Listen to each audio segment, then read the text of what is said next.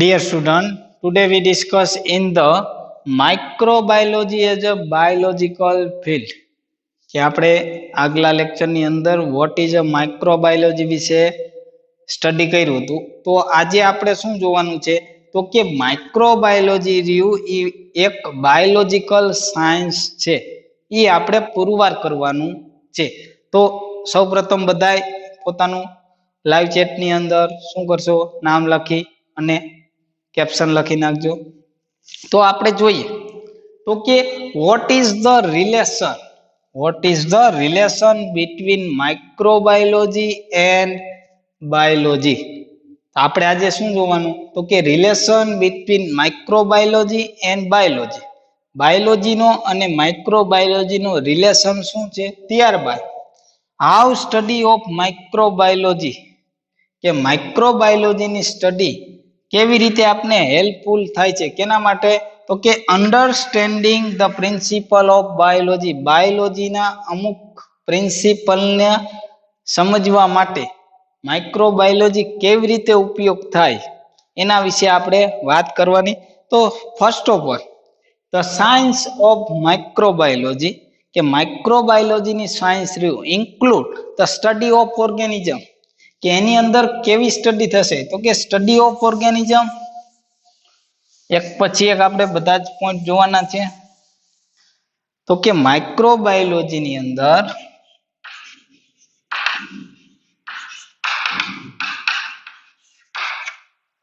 અંદર શું થશે તો કે સ્ટડી ઓફ ઓર્ગેનિઝમ, એટલે કે માઇક્રોબ્સ ની સ્ટડી કરવામાં આવે of the microscopic size, of microscopic size. Microscopic size એટલે કે અતિ સૂક્ષ્મ સાઇઝની અંદર જે ઓર્ગેનિઝમ હશે એ ઓર્ગેનિઝમને ની સ્ટડી કરવા માઇક્રોબાયોલોજીનો ઉપયોગ કરવામાં આવે છે. અને most of the micro organism process a cellular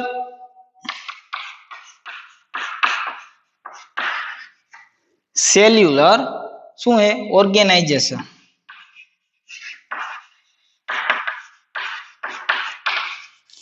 હવે તમે અભ્યાસ કરી ચૂક્યા કે સેલ્યુલર, એ સેલ્યુલર અને યુનિસેલ્યુલર. કયું તો કે યુનિસેલ્યુલર, એ સેલ્યુલર અને મલ્ટી સેલ્યુલર. હવે યુનિસેલ્યુલર ની અંદર કયા ઓર્ગેનિઝમ આવશે તો કે બેક્ટેરિયાની બધાય, બેક્ટેરિયા ફંજાઈ. ત્યારબાદ એ સેલ્યુલર ની અંદર વાયરસ, એન્ડ મલ્ટી સેલ્યુલર ની અંદર અમુક ફંજાઈ એન્ડ આલ્ગી નો સમાવેશ કરવામાં આવે છે. એટલે કે યુનિસેલ્યુલર એક જ સેલ ની અંદર બધી પ્રોસેસ થતી હશે. એ સેલ્યુલર જેને આપણે વાયરસ કહીએ, અને મલ્ટી સેલ્યુલર એક કરતા વધારે સેલ પ્રેઝન્ટ હોય, એની કોલોની જોવા મળતી હોય તો એને આપણે શું કહીએ મલ્ટી સેલ્યુલર. તો સેલ્યુલર ઓર્ગેનાઇઝેશન એટલે કે એનું જે સેલ સ્ટ્રક્ચર રહ્યું એ સેલ સ્ટ્રક્ચર ની અંદર કેવા કમ્પોઝિશન, કેવા પાર્ટ્સ આવેલ એના વિશેની વાત કરવામાં આવે. ત્યારબાદ they can perform the all type of life and physiological study, કે લાઈફ એન્ડ ફિઝિયોલોજીકલ એટલે એની દેહ ધાર્મિક ક્રિયાઓ, લાઈફની જે દેહ ધાર્મિક ક્રિયા પ્રોસેસ હશે, પ્રોસેસ લાઈક કેવી તો કે ન્યુટ્રિશન,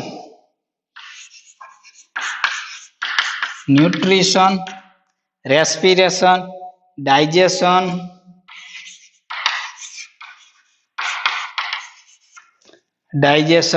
રેસ્પિરેશન,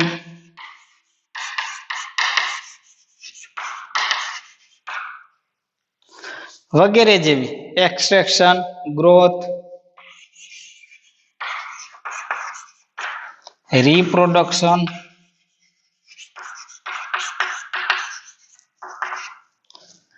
વગેરે જે ફિઝિયોલોજીકલ પ્રોસેસ રહે એ પ્રોસેસની પણ સ્ટડી કેની અંદર કરવામાં આવે તો કે માઇક્રોબાયોલોજીની અંદર ઓર્ગેનિઝમનું શું એક તો સેલ્યુલર ઓર્ગેનાઇઝેશન ચેક કરવાનું, ત્યારબાદ એની જે રૂટીન લાઈફ પ્રોસેસ અથવા તો physiological process like nutrition, digestion, respiration, extraction, growth, reproduction etcetera પ્રોસેસની અંદર એનું સ્ટડી કરવામાં આવે, ત્યારબાદ એનું એન્વાયરમેન્ટલ સિમ્યુલિટી પણ ચેકઆઉટ કરવામાં આવે, ત્યારબાદ કે તે ડાય આફ્ટર નેચર કે define the span and the manner they share all the property of living organism with the other organism કે જ્યારે ઈ ડેડ થાય અથવા તો ઈ મરી જશે ત્યારે કે બીજા ઓર્ગેનિઝમની જેવી પ્રોસેસ થાય કે જેમ સડી જવું અથવા તો કોહવાણની પ્રોસેસ થતી હશે એવી જ પ્રોસેસ આ બેક્ટેરિયા અથવા તો માઇક્રો ઓર્ગેનિઝમની અંદર પણ થતી હશે. હવે વાત કરીએ સેલ વિશેની તો cell are the consider the basic unit of life કે શું તો કે તમે ચેપ્ટર નંબર 8 11 સાયન્સની અંદર ભણી ગયા કોષ. તો કોષ શું છે તો કે દેહ ધાર્મિક અને રચનાત્મક અને ક્રિયાત્મક એકમ છે. સજીવોનો રચનાત્મક અને ક્રિયાત્મક એકમ આપણે લઈએ તો એ શું છે કોષ. તો અહીંયા કોષને શું કહેવામાં આવે સેલ. તો cell are the basic unit of life. Basic unit of life. Life નો કેવો છે તો કે બેઝિક યુનિટ મહત્વનો ઘટક છે. એન્ડ ઇઝ ટર્મ સેલ એટલે કે સેલ શબ્દ ફર્સ્ટ ઓફ ઓલ કેને વાપર્યો હતો તો કે first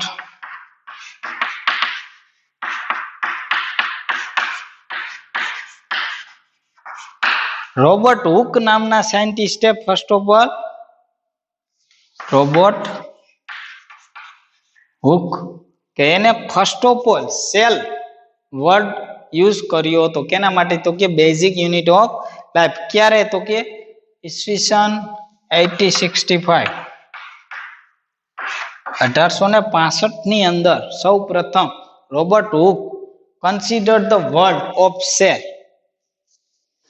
and plant tissue indicate the species seen in the plant tissue cork કે જે છાલની દિવાલ હતી એમાંથી એને જે સેલ લીધા અથવા તો કોષ લીધા અથવા તો એને જે જોયું એને શું એને નામ આપ્યું સેલ નામ આપવામાં આવ્યું. અને સેલ થિયરી કે સેલ શબ્દ કેને આપ્યો તો કે રોબર્ટ હુકે. હવે એની થિયરી ઓફ સેલ એ સૌ પ્રથમ કેને આપી હતી તો સેચલેન એન્ડ સ્વોન નામના સાયન્ટિસ્ટે.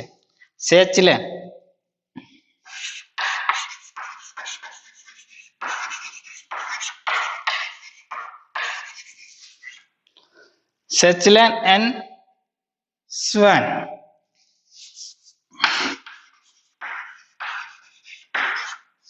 આ સાયન્ટિસ્ટે સૌ પ્રથમ સેલ થિયરી યુઝ કરી હતી. and that the cell is the structural and functional unit of the whole organism. આને શું કીધું cell is a structural and functional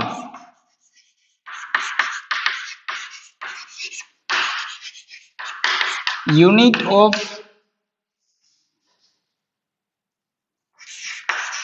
organism.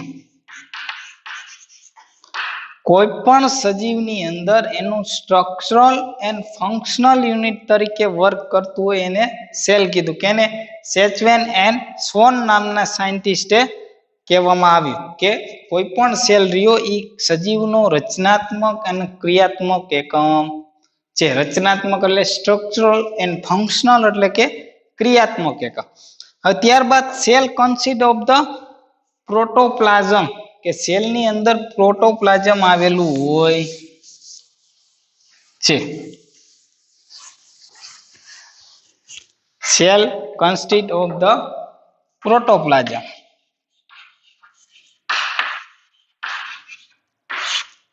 protoplasm membrane.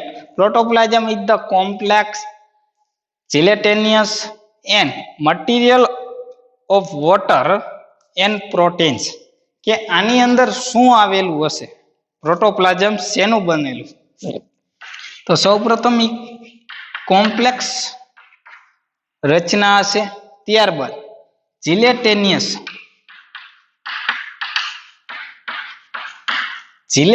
એટલે કે એકદમ ચીકણું અથવા તો ગુંદર જેવું, જીલેટેનિયસ મટીરિયલ ઓફ વોટર,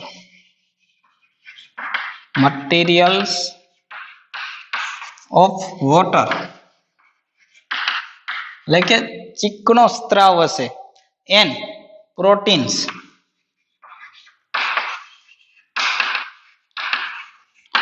તો પ્રોટોપ્લાઝમ શેનું બનેલું હશે? તો કે gelatinous material of water and proteins નું બનેલું હશે. ત્યારબાદ પ્રોટીન્સ, લિપિડ, ન્યુક્લિક એસિડ વગેરે, ન્યુક્લિક એસિડ વગેરેનું શું હશે? બનેલું હશે. It is the enclosed constituting by the flexibility cell membrane and some time by the rigid cell wall. કે આનું વર્ક શું, એનું કાર્ય શું? તો એનું મેન ફંક્શન, પ્રોટોપ્લાઝમનું મેન ફંક્શન શું થશે? તો કે ઈ એક તો સેલની કન્સ્ટિબિલિટી અને એની ફ્લેક્સિબિલિટી હશે, એને મજબૂત બનાવશે. સેલની ફ્લેક્સિબિલિટી એટલે કે જેમ રબરને આપણે તાણીએ અને પાછું એની અવસ્થામાં આવી જાય તો એની ફ્લેક્સિબિલિટી કહેવાય. એટલે કે સેલની ફ્લેક્સિબિલિટી જાળવવા માટે, તથા બીજું શું, અમુક સમયે રિજિડ સેલ વોલ તરીકે, rigid cell wall, cell wall એટલે કે કોષ દિવાલ, રિજિડ એટલે ઘટ્ટ કોષ દિવાલ બનાવવા માટે પણ એ વપરાય છે. તો એનું મેન ફંક્શન શું થયું? તો કે કોઈ પણ સેલની અંદર એની કોમ્પ્લેક્ટિબિલિટી ઓફ સેલ ફ્લેક્સિબિલિટી વધારવા માટે એન્ડ રિજિડ સેલ વોલ એટલે સેલ વોલને રિજિડ બનાવવા. Within the cell there is the central of control of the cellular activity એટલે કે સેલ રહ્યો એના સેન્ટર પોઈન્ટની અંદર જે કોષ કેન્દ્ર આવેલો છે એની અંદરથી શું થતું હશે? તો કે સેલની બધી જ એક્ટિવિટી ક્રિએટ થતી હશે અથવા તો જનરેટ થતી હશે, અથવા તો એનું રેગ્યુલેશન ક્યાંથી થતું હશે? તો કે એના સેન્ટ્રલ પોઈન્ટની અંદરથી થતું હશે, કે જેને આપણે શું કહેવામાં આવે? કોષ કેન્દ્ર કહેવામાં આવે. અને એને અંગ્રેજીની અંદર ન્યુક્લિયસ અથવા તો કોષ કેન્દ્ર, કે જે central part of cell, central parts of cell, સેલનો સૌથી મધ્યમાં ભાગ અથવા તો કોષ કેન્દ્ર એ શું કરતું હતું? તો કે સેલ્યુલર એક્ટિવિટી, સેલ્યુલર એક્ટિવિટી સેલની જેટલી એક્ટિવિટી થતી હશે એ સેલની એક્ટિવિટી કરવા માટે and inheritance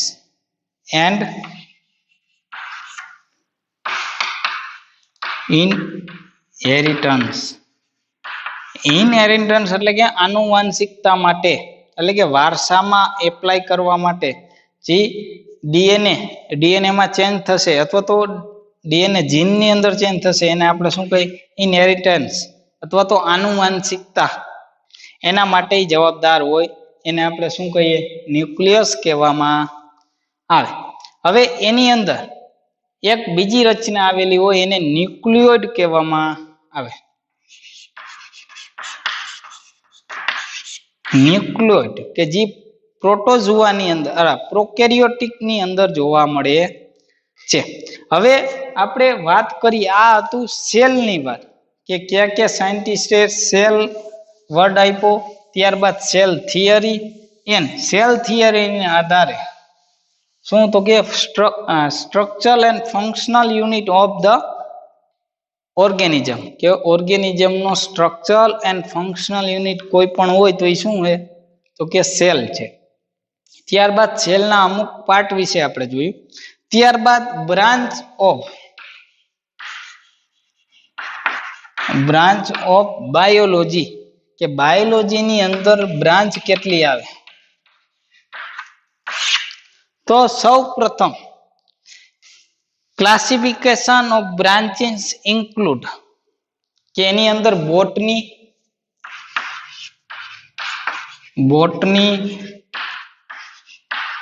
zoology microbiology એન્ટોમોલોજી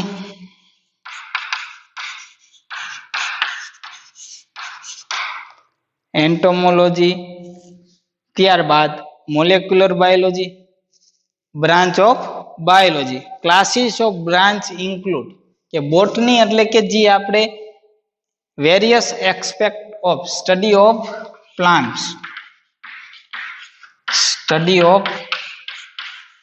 plants આ એનિમલની સ્ટડીને શું કહેવામાં આવે ઝૂલોજી કહેવામાં આવે. માઇક્રોબાયોલોજી એટલે માઇક્રોબ્સની સ્ટડી. ત્યારબાદ એન્ટોમોલોજી એટલે study of various type of insect એટલે જીવ જંતુઓની જે સ્ટડી કરવામાં આવે એને એન્ટોમોલોજી કહેવાય. તો આ જે 4 બ્રાન્ચ પડી આ બ્રાન્ચને કેના આધારે તો ક્લાસિકલ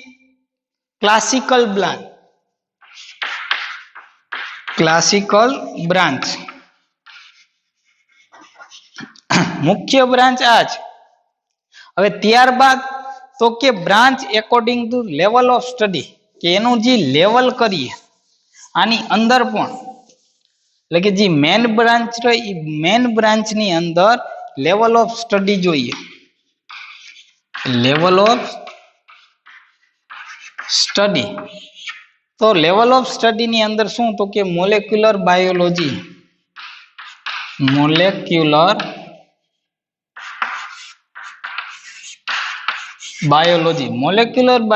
ની અંદર શેનો અભ્યાસ થાય તો કે structure and behaviour of the various molecules of organism કે ઓર્ગેનિઝમ ની અંદર જેટલા મોલેક્યુલ્સ આવેલા હોય એનો બિહેવિયર અને એનું સ્ટ્રક્ચર વિશેની વાત મોલેક્યુલર બાયોલોજી ની અંદર થાય.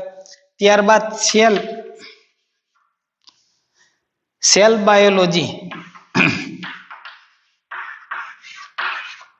બાયોલોજી એટલે કે study of the cell structure and its function. કોઈ પણ બોડી હોય એ બોડીની અંદર કેવા પ્રકારના સેલ આવેલા એના સ્ટ્રક્ચર શું અને એના ફંક્શન શું એની વાત. એન્ડ ઓર્ગેનિઝમલ બાયોલોજી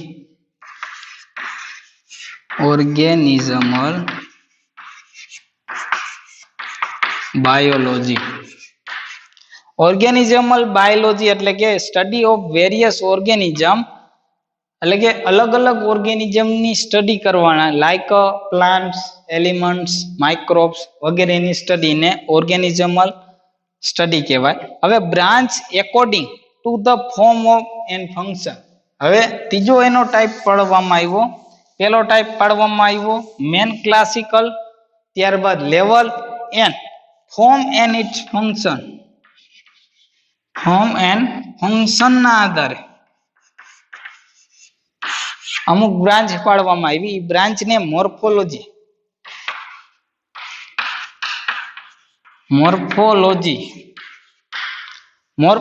એટલે કે study of the shape and size and structure કે કોઈ પણ ઓર્ગેનિઝમ નું સ્ટ્રક્ચર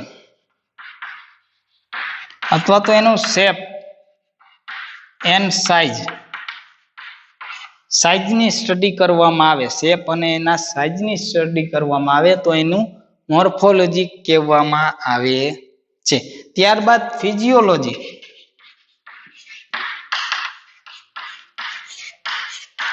ફિઝિયોલોજી એટલે કે study of the various life physiological process. જે આગળ આવી ગયું હતું કે લાઈફની એક્ટિવિટી લાઈફ અથવા તો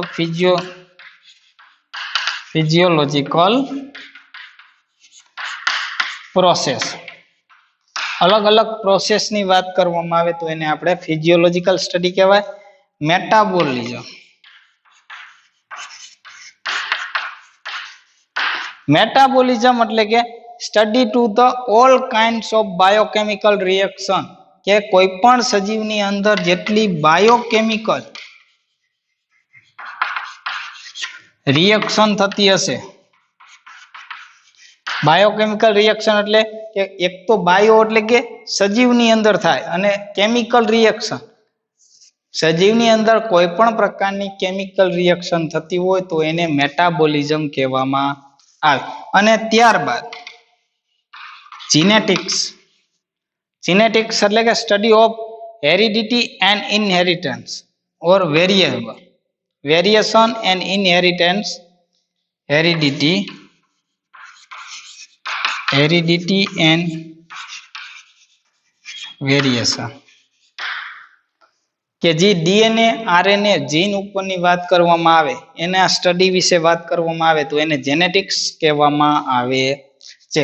એટલે કે ટોટલ 3 બ્રાન્ચ પડી. તો કે ફર્સ્ટ ઓફ ઓલ ક્લાસિકલ ની અંદર ક્યાં તો કે બોટની, ઝૂલોજી, એન્ટોનોમોલોજી અને માઇક્રોબાયોલોજી, એમ 4 બ્રાન્ચ પાડવામાં આવી. ત્યારબાદ એના લેવલ ઉપર જઈએ તો કે molecular biology, cell biology and organismal biology. અને ત્યારબાદ એના ફંક્શન વિશે વાત કરીએ તો મોર્ફોલોજી, ફિઝિયોલોજી, મેટાબોલિઝમ અને જીનેટિક્સ, એમ ટોટલ 4 પ્રકારમાં એનું ડિવિઝન કરવામાં આવે. હવે માઇક્રોબાયોલોજીની સ્ટડી આપણે ક્યાં કરી શકીએ? તો માઇક્રોબાયોલોજીની સ્ટડી કોઈ પણ યુનિવર્સિટી, કોલેજ વગેરે જગ્યાએ કરી શકીએ છીએ, અથવા તો રિસર્ચ સેન્ટરની અંદર પણ આપણે એનો અભ્યાસ કરી શકીએ છીએ.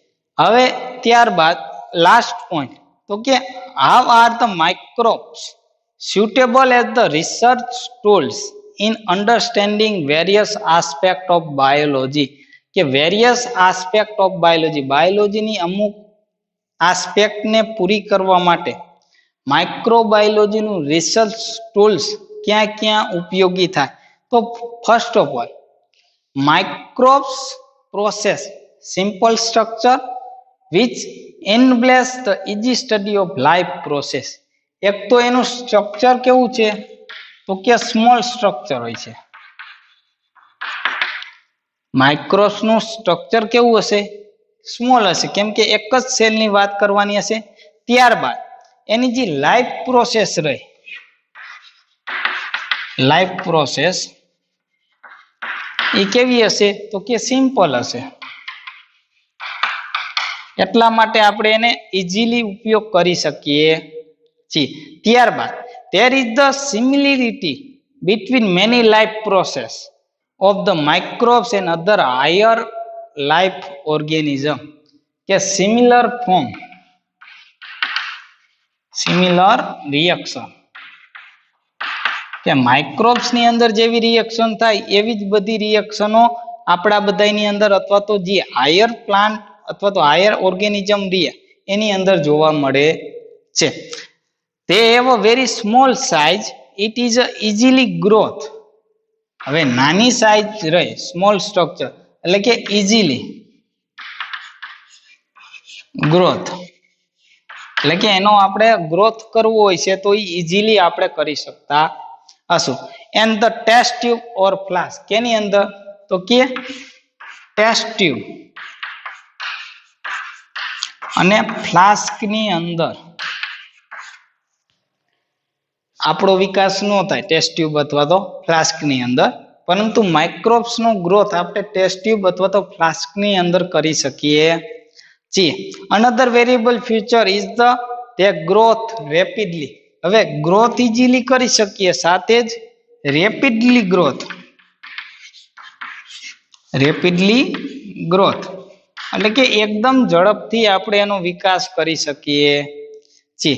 અમુક ઓર્ગેનિઝમ રહ્યા એ 20 મિનિટની અંદર એકમાંથી બે થઈ જાય, લાઈક ઇકોલાઈ. આનું એક્ઝામ્પલ લઈ લઈએ. ઇકોલાઈ, ઇસેરેસિયા કોલાઈ, કે એનો ગ્રોથ રેટ 20 મિનિટ છે. એટલે કે 20 મિનિટની અંદર એક સેલમાંથી 2 સેલ થઈ જશે, પાછી 20 મિનિટ પછી 2 માંથી 4 છે, એટલે કે એનો ગ્રોથ રેટ કેટલો થયો તો કે 20 મિનિટ. અને આ growth rate environmental condition, nutrition, respiration, metabolic activity વગેરે ઉપર આધાર રાખતું હોય છે. ટેમ્પરેચર, પીએચ, અધર કેમિકલ એના ઉપર આધાર રાખતું હોય છે. એટલે કે આ 20 મિનિટ રહ્યો એ 20 મિનિટમાં એક એની જનરેશન પૂરી થાય, કે વન જનરેશન પૂરી કરવા માટે એને ખાલી કેટલો સમય લાગે? 20 મિનિટ. એટલે કે એક પેઢી બનવા માટે એને 20 મિનિટ લાગે. એટલે કે 24 કલાકની અંદર, એટલે કે એક દિવસમાં એની લગભગ 100 જેટલી જનરેશન પૂરી થઈ જાય છે.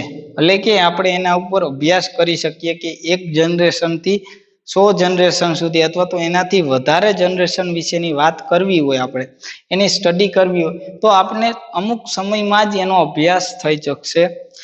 ત્યારબાદ મેટાબોલિક પેટર્ન્સ ઓફ માઇક્રોબ્સ, એટલે કે એની જે મેટાબોલિક પ્રોસેસ રહી, કે જે ગ્લુકોઝમાંથી પાયરુવિક એસિડ બનવું, પાયરુવિક એસિડનું ટીસીએ સાયકલની અંદર બની જઈ અને વેરિયસ એમિનો એસિડ અને ફોલિક એસિડ, મેલિક એસિડ વગેરે બને, એ બનવા માટે જે એની patterns of microbes may be resembled that the plants or animals, એ કેના જેવી છે તો કે પ્લાન્ટ અને એનિમલ્સની અંદર સેમ પ્રોસેસ થાય છે.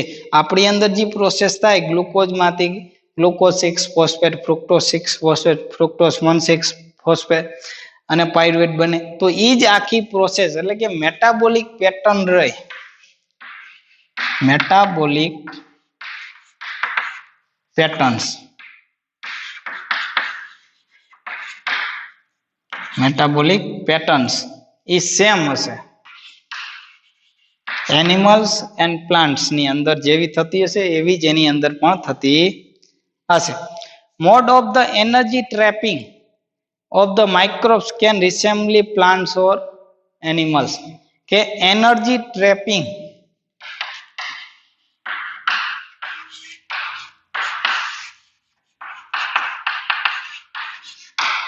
એનર્જી કેવી રીતે બનવી અને એનો ઉપયોગ કેવી રીતે થવો, એ સેમ પ્રોસેસ કેના જેવી છે તો કે એનિમલ અને પ્લાન્ટ જેવી જ છે. એટલા માટે micro as the biological field, કે આપણો પ્રશ્ન હતો કે microbiology as the biological science, શા માટે એને બાયોલોજીકલ સાયન્સ કહેવામાં આવે, તો કે બાયોલોજીની અંદર જે ઓર્ગેનિઝમ રહ્યા, higher plant, lower plant, higher animals, lower animal, એની અંદર જેવી એક્ટિવિટી થાય, એની અંદર જેવો સેલ સ્ટ્રક્ચર ઓર્ગેનાઇઝેશન જોવા મળે, એનર્જી ટ્રેપિંગ રહ્યું, એ બધું જ કેના જેવું છે તો કે એના જેવું સેમ છે. એટલા માટે microbiology as a biological science. હવે ત્યારબાદ આપણે જોવાનું છે તો કે માઇક્રોબાયોલોજી એઝ અ સાયન્સ. માઇક્રોબાયોલોજીને સાયન્સ તરીકે લઈએ તો કે બેઝિક માઇક્રોબાયોલોજીની અંદર શું આવશે તો કે morphology, physiology, microbial metabolism, microbial genetics, study of pathogenicity, શું કે સ્ટડી ઓફ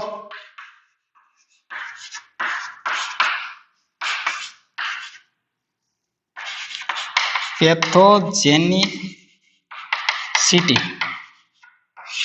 પેથોજેનિસિટી એટલે કે કોઈ પણ ઓર્ગેનિઝમ રહ્યો એ ઓર્ગેનિઝમને કારણે આપણે એના દ્વારા કેટલા પ્રમાણની અંદર રોગ થવાની શક્યતા થાય અથવા તો એ આપણે ઉપયોગી છે કે નથી, નોન પેથોજન્સ છે અથવા તો કે પેથોજન્સ, એ ચેક કરવાની સ્ટડીને સ્ટડી ઓફ પેથોજેનિસિટી કહેવામાં આવે.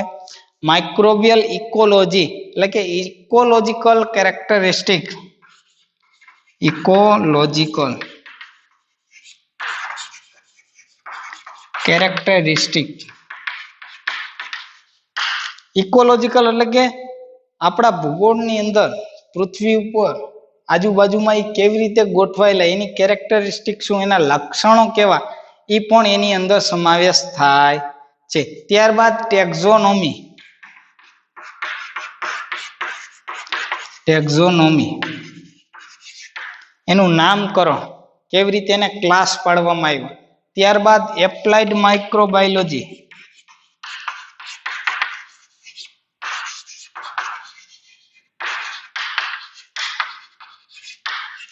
એપ્લાઇડ માઇક્રોબાયોલોજી નો આપણો આખો ટોપિક છે. એના દ્વારા આપણે ત્યારે જોઈ લઈશું કે એપ્લાઇડ માઇક્રોબાયોલોજી ની અંદર શું આવે, કેવી રીતે આપણે માઇક્રોબાયોલોજી ઉપયોગી છે અને કેવી રીતે આપણે નુકસાન કરતા છે તે આપણે જોવાનું છે. કેની અંદર તો કે એપ્લાઇડ માઇક્રોબાયોલોજી એ આપણે આગળના લેક્ચરની અંદર અભ્યાસ કરવાનો.